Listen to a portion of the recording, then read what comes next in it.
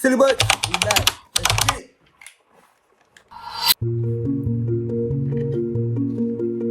Pablo Escobar Gaviria era un hombre que te miraba a los ojos, era leal con uno, no lo mataba por no pagarle un dinero y si uno mataba a un presidente de la república para él te protegía. Y Pablo Escobar Gaviria me acabó de enseñar lo que yo ya traía de la Marina, la disciplina.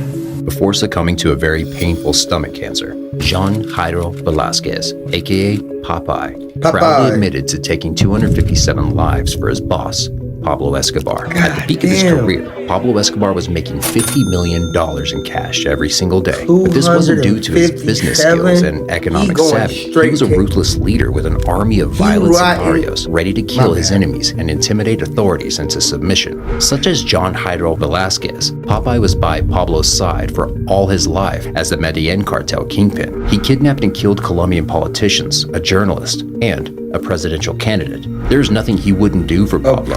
And his discourse didn't change after Pablo was gunned down in 1993, or after his love life and future career were destroyed. What made Popeye so loyal, and what makes his life so sad? This is the full story of Jean Jairo Velasquez. Jean Jairo Velasquez was born on April 15, 1962 in Yarumar, northern Colombia, some 50 miles away from Medellin. As a kid, he dreamed of becoming a police officer, so he joined the Colombian Navy. But still a kid in mind, he was quickly disappointed. He expected firearms, explosions, and pure adrenaline. Instead, he complained, "The Navy only had old wooden boats and no warships." Here's the thing, even as a kid, John showed a huge propensity for violence. He always got in trouble at school, and he chose violence as the first means to an end. John soon left the Navy, taking with him only his nickname, Popeye, earned because of his protruding jaw and superhuman strength. He would later have surgery for his jaw, but he kept his nickname. However, he wasn't a comic cartoon sailor. He became a real-life monster. "I only wanted to shoot, kill, and get adrenaline kicks." Popeye was only 17 when he met Pablo Escobar. This was back in 1979 when Pablo was just reaching the peak of his career. During the late 1970s and 1980s, the Medellin cartel was so successful that it was the single reason for the white powder addiction surge in the US. This was a good enough reason for the DEA and Colombian authorities to want Pablo Escobar behind bars. But there were other darker reasons. Escobar used his many millions to bribe police officers, judges, and politicians in order to keep his business booming. When they didn't comply, he would have them and their families killed. This was Escobar's famous motto, Plata o plomo. meaning money or lead. In other words, do you want money or do you want a bullet in your head? So from 1983, Pablo Escobar started having serious problems with the law. The Colombian government wanted to extradite him to the US, but Pablo knew that would be the end for him. So he did all he could, bribe, threaten, and assassinate to make sure he would stay in Colombia and keep his business running. The problem was, the more he killed, the more serious the DEA got. And so Pablo was ever more paranoid, assassinating people higher and higher up to make sure he wouldn't be extradited to the US. In 1984, he had Justice Minister Rodrigo Lora assassinated in his car. The following year, he had over 30 judges killed, all of them supporting his extradition. In some cases, he killed their families too, just to prove a point. In 1989, Escobar brought down a civilian plane believing an enemy politician was on board. 110 people were killed, bar the politician, who had canceled at the last minute. And on January 30th, 1993, when Escobar was already in his Colombian prison, he attempted to assassinate the head of the Colombian security office with a car bomb. The target wasn't hit, but several civilians took the hit hard. 21 dead and dozens maimed, most of them children waiting for the school bus. The whole town of Medellin was a crime scene. I started to see bodies throughout Medellin, and I would leave my house early in the morning and I would see cadavers on the side of the road. That is crazy. This was Pablo Escobar's doing, of course, but he wasn't out on the streets pulling the trigger himself. Nope. It was his most trusted sicarios, and one of them was Popeye. According to Popeye himself, he made his first kill at the age of 17. Primero era conductor de bus y había tumbado la mamá de un amigo nuestro. Cuando conducía, no esperó que se bajara, y no que la señora se iba a bajar y se cayó y la mató. Y la dejó ahí tirada como un perro. Entonces ese fue mi primer asesinato. From then on, it was like a game to him. We often hear that a serial killer's first murder is the toughest. Then, they become so desensitized, it gets easier and easier. For Popeye, it got increasingly pleasurable too. His trademark was looking at his victim in the eye while he took their life. No wonder Pablo kept him close. But he didn't limit himself to assassinations. He ordered kidnappings, extortions, and several kills. Yep. Sometimes Popeye's weapon was the phone. Once he arranged the kidnapping of mayoral candidate Francisco Santos. Another time, he kidnapped and killed politician Carlos Mauro Hoyos. Most famously, Popeye killed Luis Carlos Gallan Sarmiento, popular presidential candidate. All of these were people who were threatening to put Escobar behind bars and have him extradited to the US. But during the 1980s, Popeye also killed a female journalist, Diana Turbay. She was the daughter of a former Colombian president. This seemed personal above anything. Popeye was responsible for 3,000 murders. Indeed, it's not just the times he pulled the trigger, but all the times he made the order that makes Popeye such a ruthless criminal. As to know how many people he killed with his own hands, Popeye estimates them at 257, but he also said he stopped keeping count at one point. A professional assassin doesn't yearn to kill. It's just my job and that's it. Meanwhile, he stayed away from drugs and alcohol, ensuring he had a clean mind to carry on his psychopathic affairs. Sí, porque realmente no he sido ambicioso, he sido un hombre muy trabajador. Nunca tomó no, nada, no he sido droga, no, nada. alcohol, No, y como no tenía en esa época ni novia ni nada, entonces yo trabajaba las 24 horas, los 8 días de la semana. First of all, a girlfriend isn't a vice. Second of all, hard worker? Right. Popeye never showed a lot of remorse for his actions. He kept describing his murders as a day in the office and explained that he has always slept well at night, almost as if that's an achievement to be proud of. But all things must pass. Remember the 1989 plane bombing? Crazy. Incredibly, Popeye was responsible for that too. Pablo wanted to assassinate Cesar Gaviria Trujillo, another presidential candidate who threatened his freedom. And to Pablo, killing another 100 or so people for it didn't matter. This is how much he valued life. That day, 111 people died, bar Cesar, who canceled his flight at the last minute. How did Popeye do this? He had 2 cartel men enter the airport with a briefcase carrying a bomb. They boarded the plane and manipulated a young man into opening the briefcase, claiming there was a recording device inside, meant to record the conversation of a DEA agent on board. The moment the boy opened the briefcase, the bomb detonated.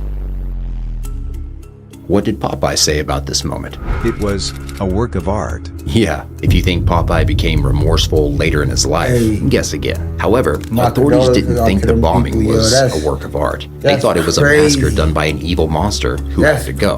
So in 1992, John Velasquez was sentenced to prison for a myriad of charges. He was released in 2014, and for a few years, he even had his own YouTube channel discussing his time with the boss, Pablo Escobar. Pablo el Patrón era un guerrero, era un visionario del crimen, era un hombre que amasó una gran fortuna. But it wasn't long before he was arrested for extortion once more. In 2019, while he was in prison, Popeye started feeling bad. Within a few months, he looked like this.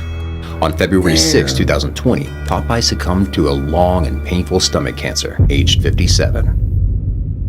Wow. So far, you might be thinking Popeye was just a cruel killer, desensitized to violence from a young age, and eager I'm to fully do convinced Pablo's worst he is. bidding. But there's an interesting twist. Sometime What in is his it? Please 20s, tell us now. Popeye fell in love with a woman named Wendy Echavarria Gil. This was strange since Wendy was Pablo's former lover. Now, as you might know, Pablo was married throughout all of his adult life, but he had many mistresses, one of which was Wendy. In his warped mind, Pablo made his double life okay by forbidding his mistresses to get pregnant. It takes 2 to tango, Pablo. When Wendy got pregnant, Pablo blamed her as if she wanted this, or as if she'd done it by herself. In yet another monstrous act, Pablo sent 2 men and a vet to forcefully take out Wendy's baby. Oh my They God. kidnapped Wendy, Oh my drugged her, God. and gave Bro, her an this abortion. is She was literally like- 5 months pregnant. Oh. Honestly, it's hard to imagine the mark this left on her. Horrific. When she met Popeye, Wendy had ended things with Pablo for a while, but it's safe to say there were hard feelings there. Entonces ella una vez en una discoteca que yo llegué, pues había semiclandestinidad, yo llegué con mi seguridad, yo andaba con mucha gente y entrábamos y en esa época no habíamos empezado a pelear con la policía, nosotros cuadramos la policía, yo entraba y estaba ahí y la vi a ella. Cuando hice contacto visual con ella, empezó a sonreírse conmigo. Y esa noche amanecí en el apartamento de ella. Popeye and Wendy were in love, but Popeye's undying love for Pablo came what first. a love So that story day, that he was. informed Pablo Love about his at first relationship. sight at a bar. Surprisingly, Pablo gave him the green light.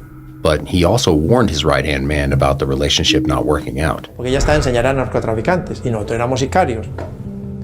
Porque ella buscaba el dinero grande, el dinero de nosotros era más moderado. Needless to say, Pablo wasn't honest when he gave Popeye his blessing.